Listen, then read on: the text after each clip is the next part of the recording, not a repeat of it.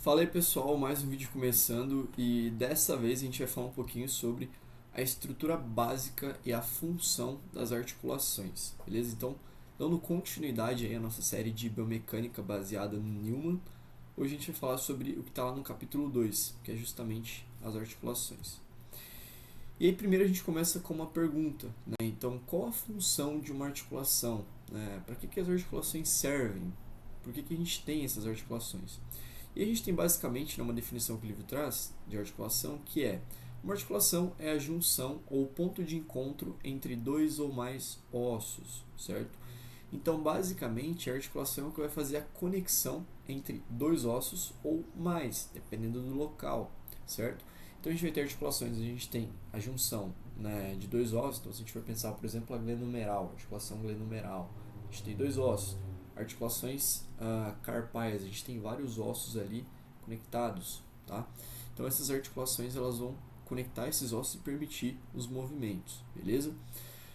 Além disso, as articulações elas são responsáveis por fazer a transferência e a dispersão de forças, tanto as forças que são geradas de forma interna, né, através das contrações musculares, por exemplo, quanto as forças externas, do atrito, o impacto, a gravidade, aquilo que a gente viu lá no primeiro vídeo introdutório, beleza?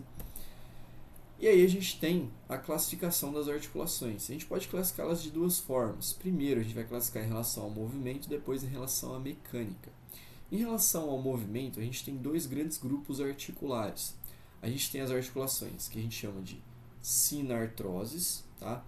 E aí a gente tem que essas articulações são articulações que elas não vão permitir movimento, ou vão permitir um movimento muito limitado.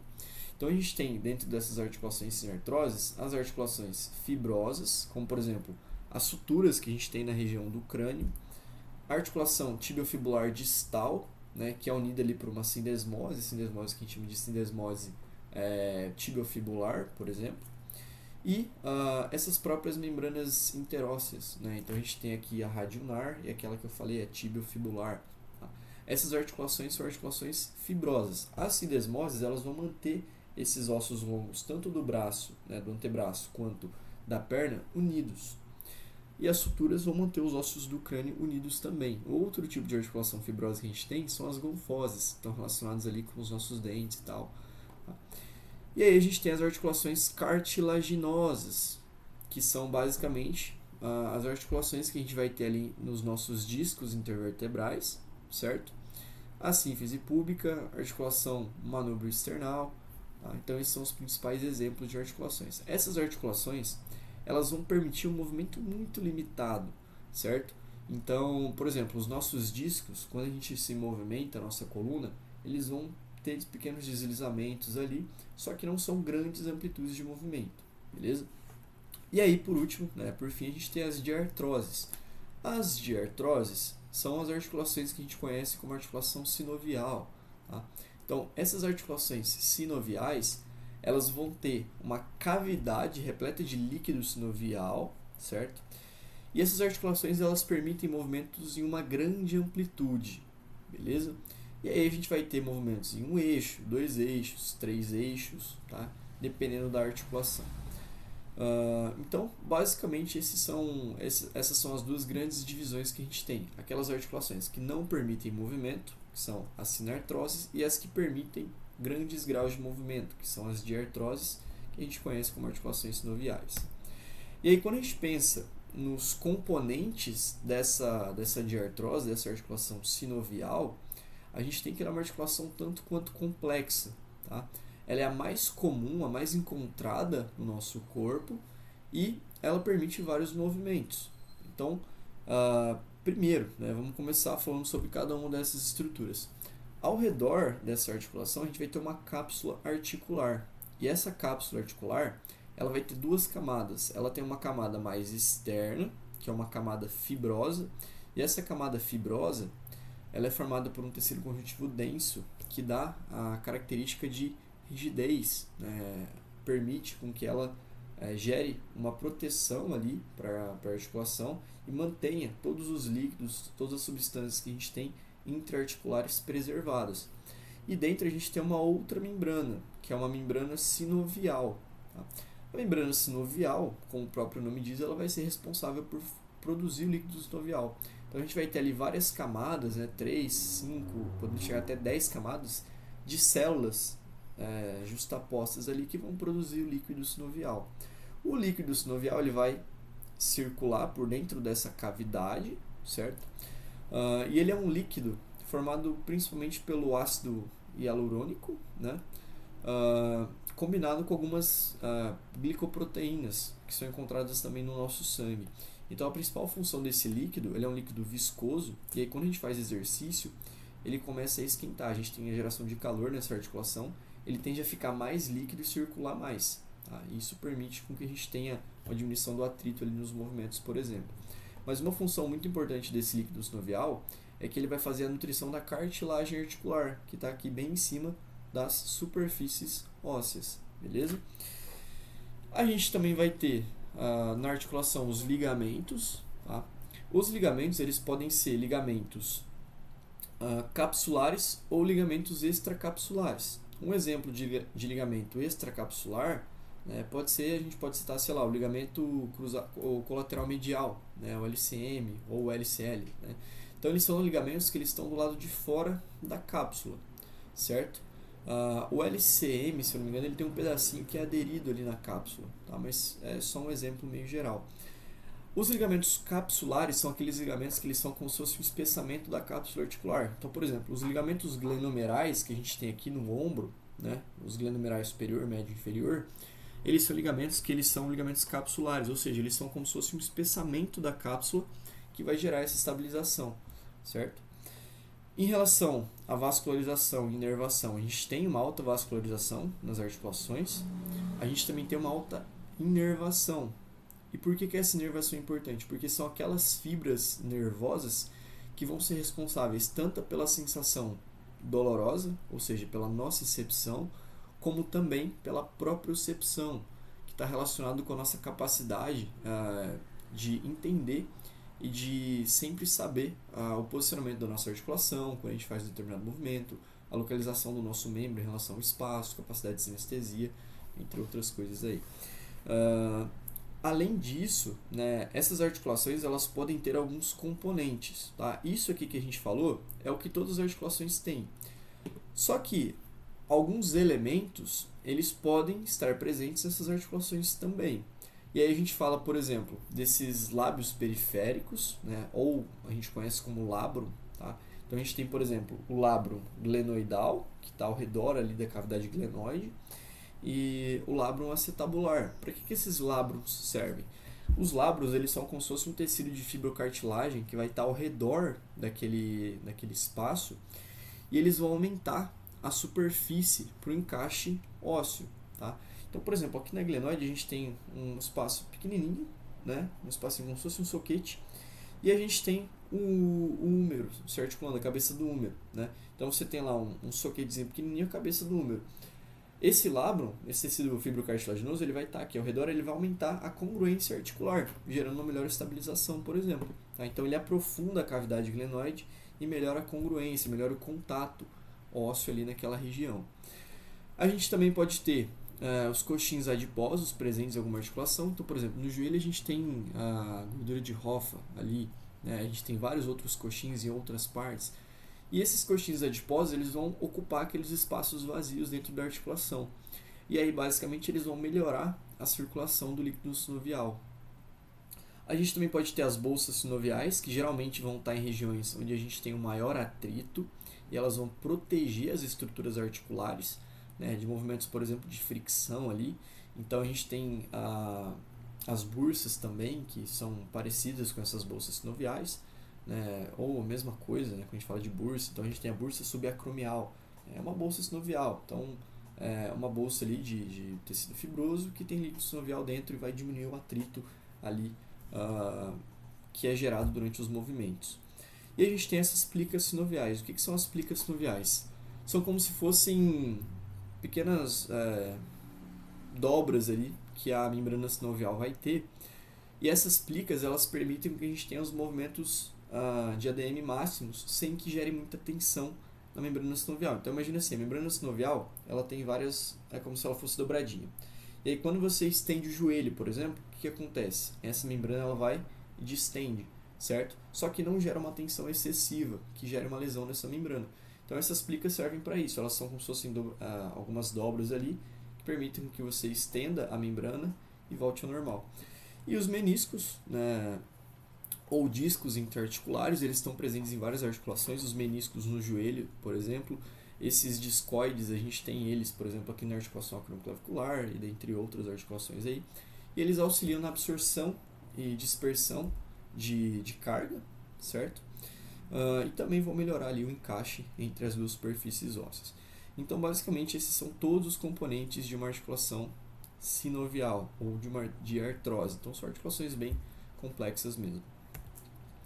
E aí, quando a gente pensa num outro tipo de classificação, a gente falou agora da classificação em relação ao movimento, né? Então, aquelas que não têm movimento e aquelas que têm bastante movimento. Mas a gente também pode classificar em relação à mecânica articular, tá? E aí a gente vai ter as articulações que a gente chama de articulações em gínglimo, certo? Essas articulações em gínglimo, elas são responsáveis principalmente pelos movimentos de flexo e extensão. Então, um exemplo é a articulação do cotovelo. A gente tem ali o olecranon da ulna se articulando ali na tróclea do húmero, né, entrando ali na fossa do olecranon e fazendo um movimento como se fosse de dobradiça de uma porta. Então a gente tem aqui o desenho, uma dobradiça de porta, e a gente tem esse movimento aqui, né, que vai ocorrer na articulação do cotovelo. Então a articulação em gínglium ela vai permitir o movimento no plano uniaxial, né, que é o de flexo e extensão ali, beleza? A gente também tem as articulações em pivô. Então, por que chama articulação em pivô? Ou também pode ser chamada de trocoide, mas pivô fica mais fácil de associar. Porque qual que é a função do pivô? Se a gente for pensar num jogo ali, o pivô ele é o cara que recebe a bola, né? Tem um marcador ali, ele precisa girar e tentar finalizar a jogada, certo? Então ele gira. E essa articulação em pivô faz exatamente isso, vai girar. Então um exemplo é a articulação radioulnar proximal, que a gente tem ali entre a cabeça do rádio e a ulna. E nessa articulação a gente vai ter os movimentos de rotação que vão gerar um movimento de prono e supino aqui no nosso antebraço, certo? A gente também tem a articulação do tipo celar, que é uma articulação que a gente encontra, por exemplo, aqui entre o trapézio e o primeiro metacarpo, né, a articulação do polegar aqui, e ela vai permitir movimentos em dois planos, tanto a flexo e extensão, né, como também a adução e a abdução. Então a articulação celar ela é responsável por a gente ter esse movimento de oposição do polegar, por exemplo. E ela tem esse nome porque é como se fosse uma célula, então ela tem uma parte côncava e a outra parte convexa, permitindo assim os dois planos de movimento. A gente tem essa articulação no tipo elipsoide, tá? Que é a articulação que a gente encontra aqui, por exemplo, entre a extremidade distal do rádio e os ossos do carpo, beleza? Gerando ali movimentos principalmente do desvio ulnar e desvio radial, né, um pouquinho de flexo e extensão.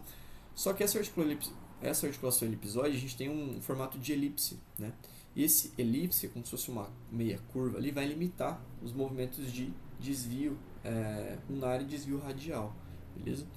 Articulações planas são articulações que vão permitir deslizamentos, então a gente não vai ter movimentos ao redor de um eixo nessas articulações, certo?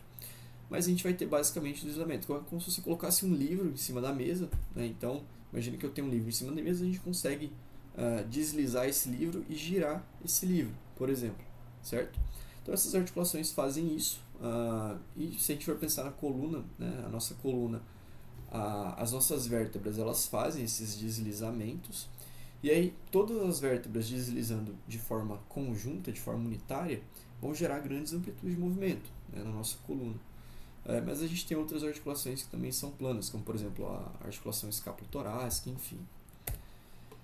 E aí a gente tem a articulação esferoide ou esferoide, né, que é aquela que a gente falou, a gente já deu um exemplo aqui, a articulação glenomeral, então a gente tem a cabeça do húmero, que é como se fosse uma bola ali, se articulando em um soquete, e a articulação femoroacetabular, né, ou articulação do quadril ali, beleza? A gente também tem as articulações condilares, que são as articulações que a gente encontra no nosso joelho, e também as articulações interfalânticas são exemplos de articulações condilares. E basicamente é isso em relação às diferentes mecânicas articulares, beleza? Agora a gente vai falar um pouquinho sobre os tecidos conjuntivos periarticulares, ou seja, todos os tecidos que estão ali ao redor das articulações, tá?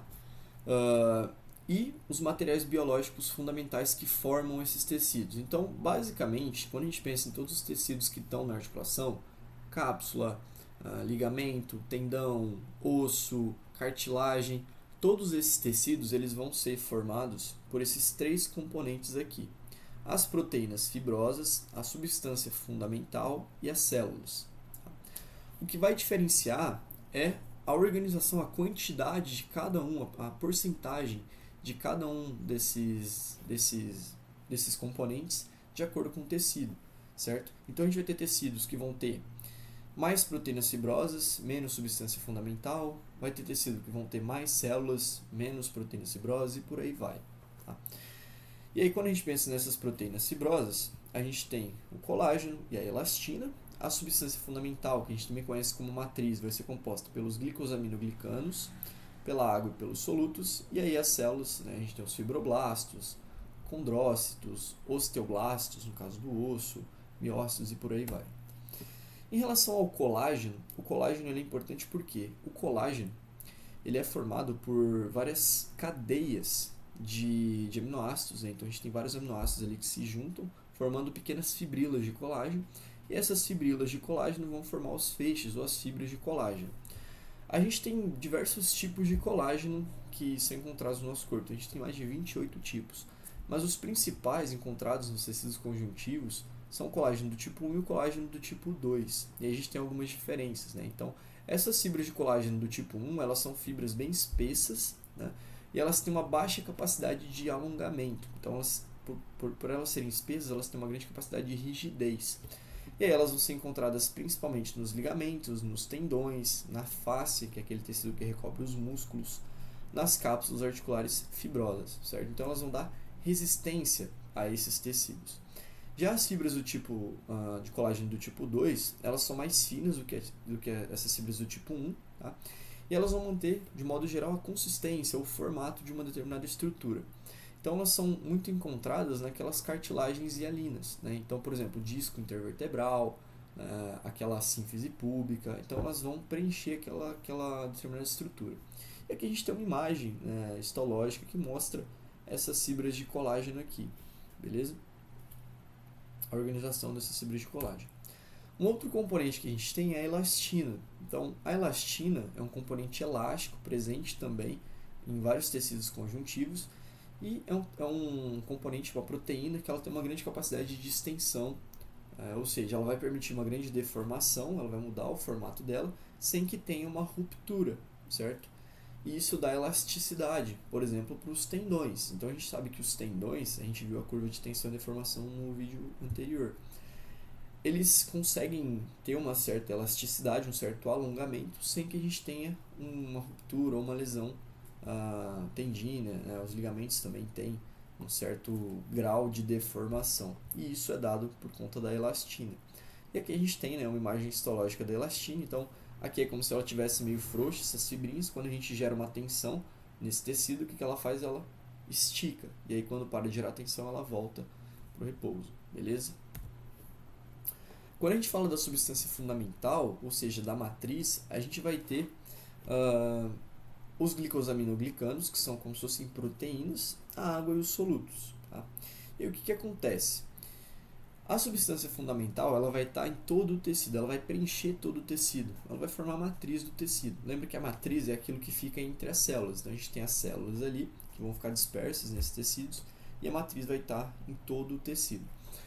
E aí a gente tem um esqueminha aqui bem legal que mostra o quê? Né? Aqui a gente tem vários glicosaminoglicanos se juntando e formando uma cadeia de glicosaminoglicanos. Essas cadeias elas vão se juntar a uma proteína central. E essas proteínas centrais se juntam ao hialuronano, que é nada mais do que o ácido hialurônico. Tá? E aí a gente tem esses glicosaminoglicanos se ligando a esse ácido hialurônico, formando complexos de proteoglicanos. Tá? O que são os proteoglicanos? Os proteoglicanos nada mais são do que proteínas e moléculas de glicose ali juntas. Tá? Se a gente for pensar de uma forma bem geral assim, na parte bioquímica. E uma coisa interessante desses proteoglicanos é que eles geram um potencial, né, negativamente elétrico ali, que faz com que a gente tenha atração das moléculas de água. Então, os proteoglicanos, eles absorvem água. Eles, cerca de mais ou menos, só para a gente ter uma ideia, eles absorvem até 90 vezes o peso da molécula de água. Tá? Então, eles têm uma grande capacidade de absorver água. Isso é importante porque a água, dentro dessa matriz, ela vai oferecer um ambiente propício para a absorção das cargas. Então, ela vai gerar uma grande capacidade de absorção de cargas, né? E dissipação dessas cargas também. E aí, quando a gente avança um pouco mais, para falar do tecido conjuntivo denso, né? O que é esse tecido conjuntivo denso? É um tecido que vai estar ali, tanto na cartilagem, quanto nos ligamentos, na cápsula, enfim. Esse tecido conjuntivo, né, a gente tem diferentes classificações de tecido conjuntivo denso, a gente vai falar daqui a pouquinho, mas basicamente ele é um tecido que ele tem poucas células, tá? Pouca vascularização, pouca elastina, pouco proteoglicano e muitas fibras de colágeno. Então, o tecido conjuntivo denso ele vai estar ali principalmente nos ligamentos, nos tendões, na cápsula articular, né, que é o que a gente está vendo aqui. E a gente vai ter dois tipos, o modelado e o não modelado. Só por questão de nomenclatura, né? Esse tecido conjuntivo denso modelado, ele vai ter as fibras de colágeno todas alinhadas, organizadas em um mesmo sentido. Já o não modelado, ele vai ter as fibras de colágeno todas difusas ali em vários sentidos diferentes. Isso é importante porque, no caso do não modelado, está presente na cápsula, porque isso vai dar para a cápsula uma característica de resistir à tração de vários sentidos diferentes. Então, quando a gente movimenta as nossas articulações, às vezes a cápsula a gente pode ter um distensionamento da cápsula anterior, um distensionamento da cápsula posterior, né, cápsula inferior, superior e por aí vai. Então, como essa cápsula é formada por tecido conjuntivo denso não modelado, ou seja, as fibras de colágeno estão em vários sentidos diferentes, ela consegue resistir a essas trações de vários sentidos. Já esse tecido conjuntivo denso modelado, presente nos tendões e ligamentos, ele vai conferir uma capacidade de tração em um sentido único, certo? Então as fibras elas são todas organizadinhas ali. E aí, por esses tecidos eles terem poucas células, pouca vascularização, né? Eles são tecidos que eles vão ser difíceis de se regenerar, porque a gente não vai ter células para sintetizarem proteínas, sintetizarem nova matriz, e a gente vai ter poucos nutrientes chegando por conta dessa baixa vascularização. Tá? E aí a gente tem um outro tipo de tecido que são as fibrocartilagens. Né? Então as fibrocartilagens que a gente viu vão ser formadas aí por essa junção, né? A grande quantidade de proteoglicanos e de colágeno, que vai dar tanto resistência quanto capacidade de absorção de carga para esses tecidos. É o que a gente encontra, por exemplo, nas cartilagens. Quando a gente pensa na cartilagem articular, a gente já viu que ela vai ser composta por proteoglicanos, colágeno e as principais células são os condrócitos. Os condrócitos, aqui a gente tem duas imagens. Né? Na imagem A a gente vê a disposição dos condrócitos nessa cartilagem articular e aqui em B a gente vê as fibras de colágeno e os complexos de proteoglicanos. E a gente tem várias zonas. Né? A gente tem essa zona ZTS, né? Que é a zona tangencial superficial, então é a região mais superficial, que é a superfície da cartilagem, onde a gente vai ter ali o contato, o líquido sinovial circulando. A gente tem as zonas médias, né? Então aqui nessa zona superficial a gente tem essas células muito justapostas, são células menores e elas ficam mais próximas umas das outras, né? Os condrócitos. Aqui nas zonas média e profunda a gente vai tendo esses condrócitos mais dispersos, né? Em diferentes pontos ali. E nessa zona calcificada a gente já vai ter a conexão ali entre essa cartilagem com o osso subcondral, beleza? Nessa imagem aqui em B, a gente tem os complexos de proteoglicanos e as fibras de colágeno. Se a gente for olhar nessa superfície, próxima à superfície articular, as fibras de colágeno elas vão estar mais horizontalizadas. E isso é interessante porque vai conferir mais resistência para a cartilagem articular. Aqui na zona média, elas vão estar mais oblíquas. Tá? E nas zonas mais profundas, elas vão estar verticais, justamente para auxiliar nessa manutenção, auxiliar nessa conexão do osso com a cartilagem, beleza? Aqui a gente tem o osso subcondral e duas coisas importantes sobre a cartilagem articular, né? A gente vê que aqui na cartilagem articular a gente tem um baixo número de condrócitos, né? E a gente sabe que a cartilagem articular ela tem uma baixa vascularização e uma baixa inervação. Sendo assim, a gente vai ter pouca nutrição chegando para esses condrócitos vindo dos vasos, né? Quem que vai fazer a nutrição desses condrócitos? O próprio líquido sinovial. Então a gente falou que o líquido sinovial, lembra que aqui eu tenho a superfície articular, o líquido sinovial ele vai estar lá na articulação circulando por aqui. E aí quando a gente tem aqueles impactos sendo gerados na articulação, a gente vai ter uma deformação dessa cartilagem articular e o líquido sinovial ele vai entrar até as camadas mais profundas da cartilagem para fazer a nutrição dos condrócitos. Então é o líquido sinovial que vai nutrir essas células cartilagíneas, beleza? E aí quando a gente tem uma lesão na cartilagem articular, muitas vezes é uma lesão de difícil reparação. Tá? Então lesões na cartilagem, desgastes cartilaginosos, são difíceis de serem reparados, porque a gente tem poucas células, né? As células elas não são justapostas, elas são separadas e difusas. E a gente vai ter uma baixa vascularização, então vai ser mais difícil de chegar a nutrientes, mesmo com o líquido sinovial fazendo essa nutrição. E aí a gente chega já no finalzinho falando um pouquinho sobre os ossos, né? Então a gente sabe que os ossos eles são componentes que eles vão fornecer um grande suporte para o nosso corpo, né? São as barras rígidas ali das nossas alavancas. Tem função de proteção, então a gente tem os ossos do crânio que vão proteger o sistema nervoso, as vértebras, a gente tem as costelas que vão proteger ali os nossos órgãos, as nossas vísceras. Eles armazenam íons, então por exemplo cálcio, né? E aí a gente vai ter diferentes tipos de ossos, né? Dentro de um mesmo osso longo, por exemplo. Então a gente tem partes do osso, a gente vai ter uma maior predominância de osso esponjoso e a gente vai ter partes que a gente tem uma maior predominância de osso compacto. Nas epífises ósseas, né, próximas às extremidades, a gente vai ter mais osso esponjoso. Por quê? Esse osso esponjoso ele é um osso que ele tem várias trabéculas, ele tem uma maior capacidade de deformação. Então, quando a gente tem impacto nessas articulações, esse osso esponjoso ele vai gerar uma pequena deformação e vai auxiliar na absorção de cargas e dissipação, dispersão dessas cargas. Já o osso compacto, ele vai estar mais abrangente na região da diáfise do osso, principalmente, então naquele meio do osso, e ele dá rigidez para o osso, principalmente para resistir àquelas forças de compressão. A gente vai ver daqui a pouquinho a questão, no próximo slide, a questão da organização desse osso compacto. E aí a gente tem que o osso ele tem uma grande vascularização e uma grande inervação. Então, o osso, o tecido ósseo, ele é um tecido, dos tecidos que a gente falou até agora, ele é o tecido que tem a maior capacidade de regeneração, porque ele é muito vascularizado. A gente vai ver que as células, os osteoblastos, eles atuam muito nessa questão de remodelação, beleza? Os osteoblastos. Em relação à estrutura do osso compacto, a gente vai ter que o osso compacto, né, que a gente tem como se fosse um zoom, né? Então imagine que você pegou aquele osso lá, cortou um pedacinho da diáfise dele e você tem mais ou menos essa estrutura aqui. Então a gente tem o periósteo aqui ao redor, o periósteo também é altamente vascularizado e inervado, tá? Então lesões ou inflamação do periósteo geram muita dor também. E aí a gente tem aqui um monte de vasos chegando aqui ao osso, né? Então são esses capilares ou canais de Havers, tá? E a gente também tem os capilares, os canais de Volkmann que vão levar os nutrientes até as camadas mais profundas ali dos ossos. E os ossos eles são organizados, né, em várias lamelas, né? Então é como se fossem vários conjuntinhos ali, como se fossem as fibras musculares, né? Imagina que são as fibras musculares, só que a gente está falando de camadas de osso, camadinhas de osso, que vão se juntando ali, se ligando para formar essas lamelas. E essas lamelas elas têm um sentido vertical nesses ossos longos, o que dá uma grande capacidade de resistência do osso a essa compressão.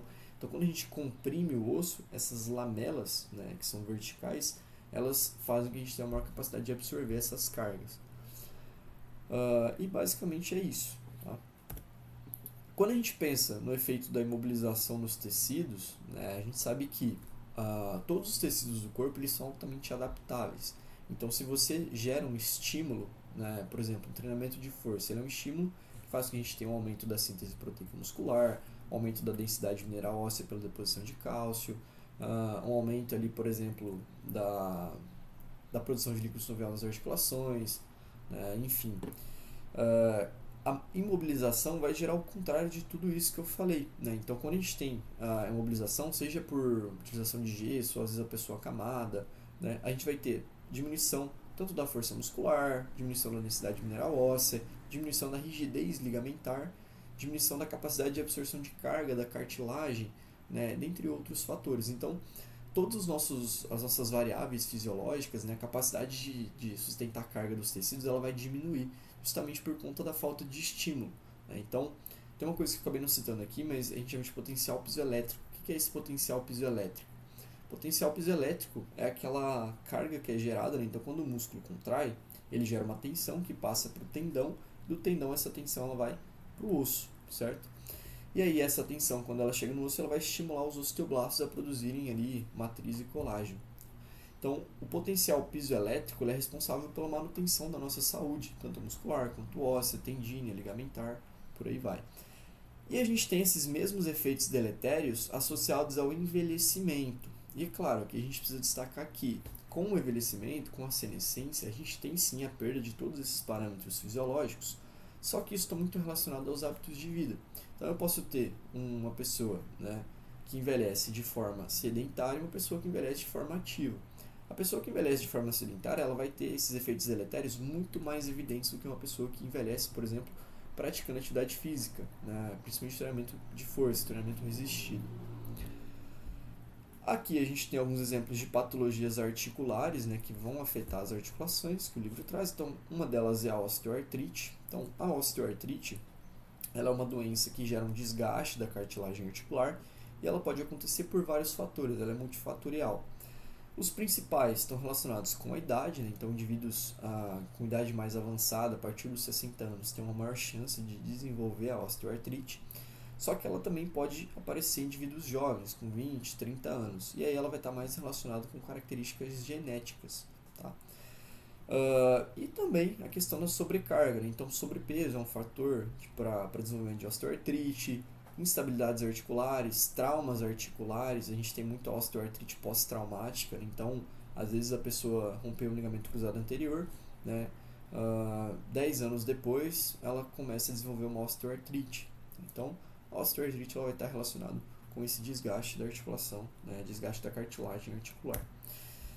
Uma outra patologia que a gente pegou, que é parecida, né, é a artrite reumatoide, só que ela é bem diferente da osteoartrite, porque a artrite reumatoide é uma doença autoimune, relacionada ali com alguns genes imunes específicos, alterações desses genes, e basicamente ela é uma doença sistêmica que afeta não só articulações, os principais tecidos são os articulares, mas ela afeta outros tecidos também, e ela vai gerar um processo inflamatório desenfreado. Tá? Então a gente vai ter um processo de inflamação nas articulações, vai gerar um espessamento da membrana, por exemplo, vai gerar edemas articulares, dentre outros, e ela vai acometer principalmente extremidades, né? Então é muito comum a gente ver nas mãos, né? Gerando ali aquelas deformidades ósseas, beleza?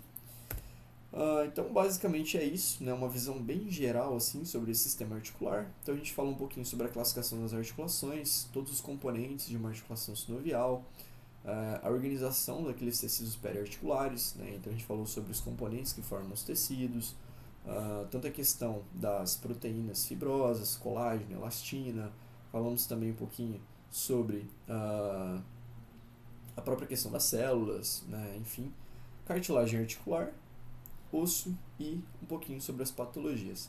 Então é isso sobre esse vídeo, né? Espero que tenha ajudado e até o próximo vídeo. Valeu!